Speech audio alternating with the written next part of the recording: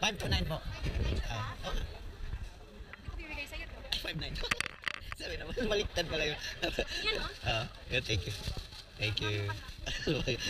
Thank you, thank you. So yun na.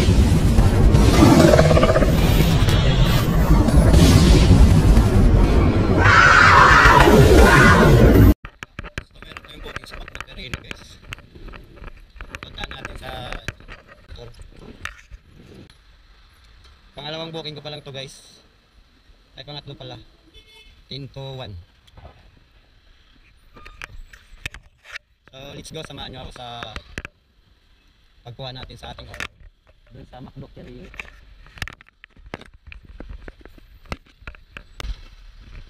Medyo matraffic ngayon guys.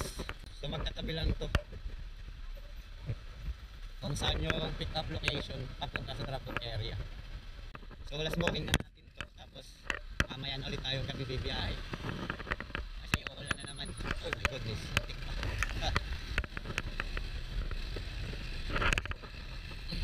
So shoutout ko nga pala si Idol Raymond. Si Idol Raymond kasi yung nagbigay ng camera nito. So hindi na daw niya ito nagagamit. So binigay niya sa akin. Ano to? Hero 4. GoPro Hero 4. So trinay ko siya. So nagustuhan ko dahil sobrang linaw ng camera. Medyo matagal malubat. So shoutout sa Idol Raymond Sumiro. Pasyal ni Lakay. Salamat sa GoPro na binigyan mo sa akin. Dahil binigyan mo sa akin yung camera na to dahil nga meron pa naman 360 camera. So maraming salamat sa iyo. Dahil ang ganda ng camera pala nito tapos hindi ko ginagamit. So dito na tayo sa ano guys. Sa ipasok natin to sa box ng motor natin kasi nandiyan yung isang camera natin. Yung 4K A7 Pro. So yung ginagamit ko ngayon yung kay Idol Raymond Sumiro, yung Hero 4. So inorderan ko siya ng night. Sobrang daming tao talaga. Dahil sa rally kasi ngayon, tingnan mo yung tao dito sa McDo. Tapos may order tayo. Hindi natin alam kung naka-ready na to. Bus oras natin dito, sigurado.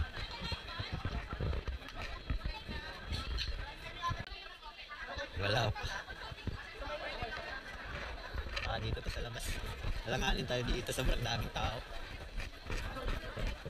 Yan tao guys, so hindi natin alam kung base kasi yung order natin dito sa McDo pero yun.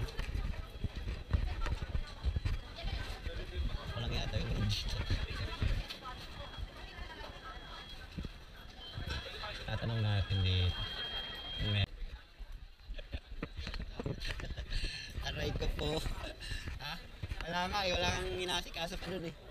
Palop ng mga order. Tapos, boss baka may grab na dun boss, hindi ako makasingit dun eh. 529 baka pwede naman palo.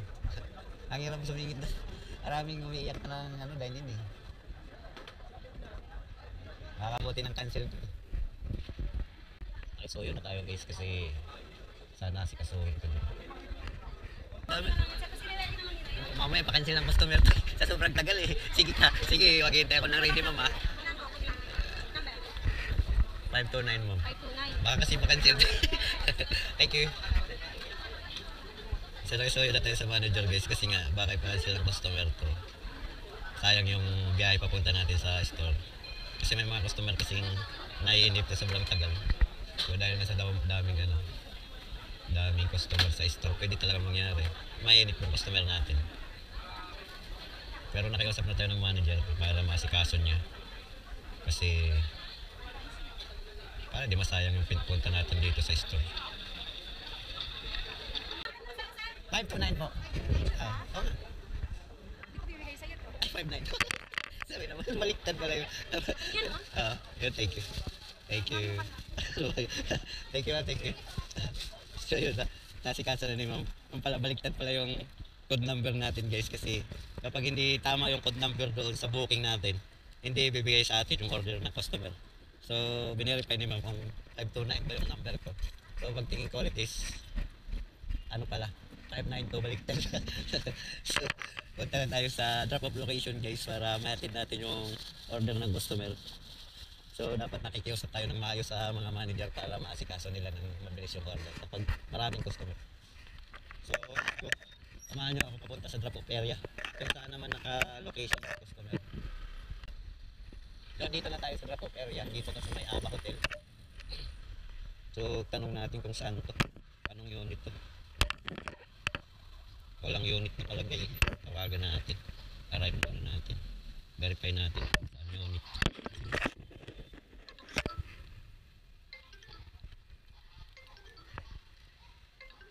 Ayun, sumagot. Yun, bumaba ang tapos. Palabas na daw. Hello po, good afternoon. Hello. Sila yung busy. So, palabas na daw siya. Mag-chat naman. Palabas na. Doon pala siya sa labas. Dito tayo.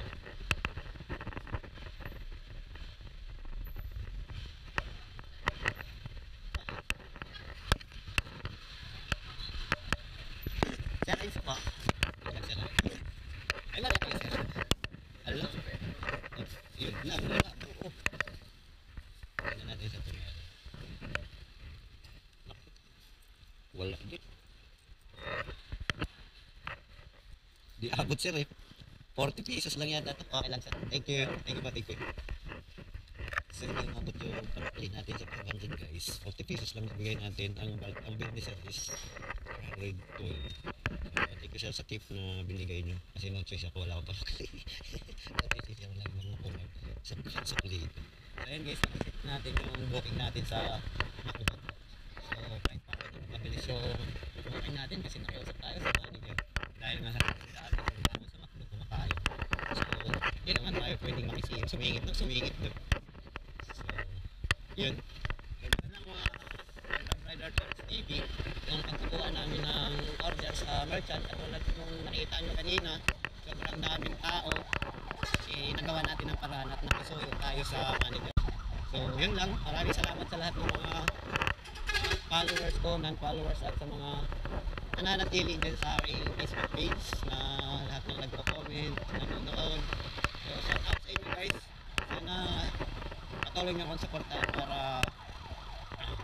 ganahan tayo mag-upload ng mga video katulad ng ating pagbibiyahe sa Grab.